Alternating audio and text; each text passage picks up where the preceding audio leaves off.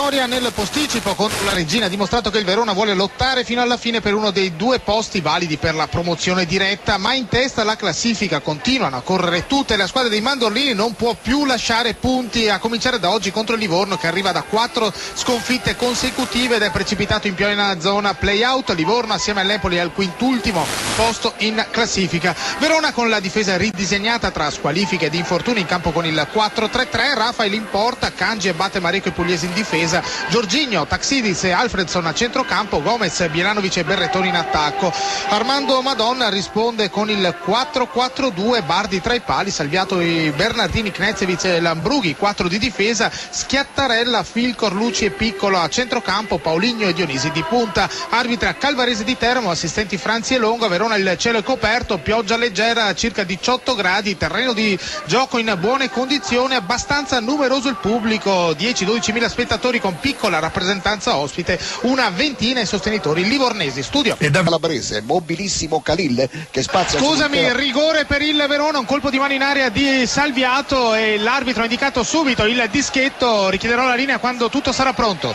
E qui siamo al 16° minuto, dicevo un rigore per il Verona, una discesa sulla sinistra del terzino pugliese, ha messo in mezzo un traversone, la palla è finita sul braccio di Salviato, l'arbitro ha indicato immediatamente il calcio di rigore, anche cartellino giallo per Salviato. Sul dischetto del rigore è pronto Berrettoni batterà con il destro, l'arbitro fa rispettare le distanze, pronto al fischio, tutto è pronto qui per questo tentativo di realizzazione di Berrettoni. Ecco, parte la rincorsa, il tiro di Berrettoni, la parata di Bardi, ancora Alfredson, il tiro che finisce sul fondo, quindi il risultato non cambia, siamo al 16° minuto, Verona 0, Livorno 0, linea Brescia. Slalom come sugli sci oppure dribbling come in un campo di calcio, la folla è numerosissima. Studio.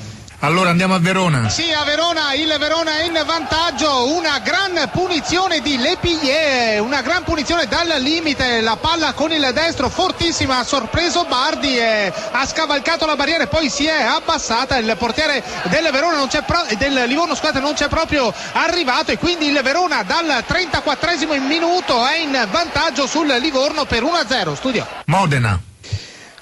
Sì, dicevo, siamo arrivati al 36°, il risultato è cambiato, il Verona è in vantaggio sul Livorno per 1-0, è la prima rete direttamente sul calcio di punizione dell'Hellas, importantissima questa di Lepillier, perché questa partita non si stava mettendo molto bene per la squadra di Mandorlini, imbrigliata da un buon Livorno, un Livorno che quando entra in possesso di palla riesce ad abbassare il ritmo, il Verona forse non è al meglio fisicamente, però con questo grande calcio piazzato del francese Lepillier il Verona è andato in vantaggio. Adesso il Livorno si è spostato tutto nella metà campo degli avversari, tentando così di pareggiare il conto. Ancora il Livorno al limite dell'area, il tiro fuori di pochissimo, grande occasione per il Livorno, il tiro da fuori area di Siligardi e la palla è uscita di pochissimo, grande pericolo per la porta del Verona.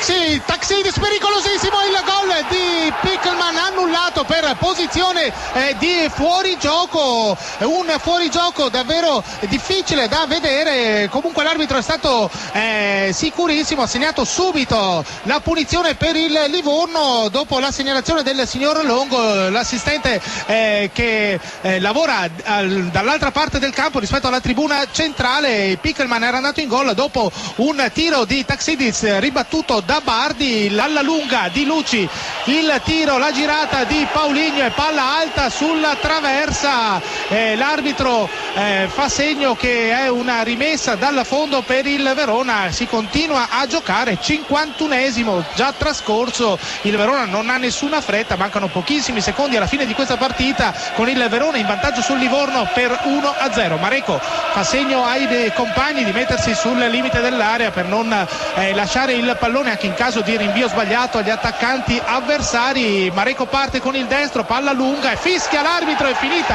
finita qui a Verona, il Verona ha battuto il Livorno per 1-0. Linea allo studio.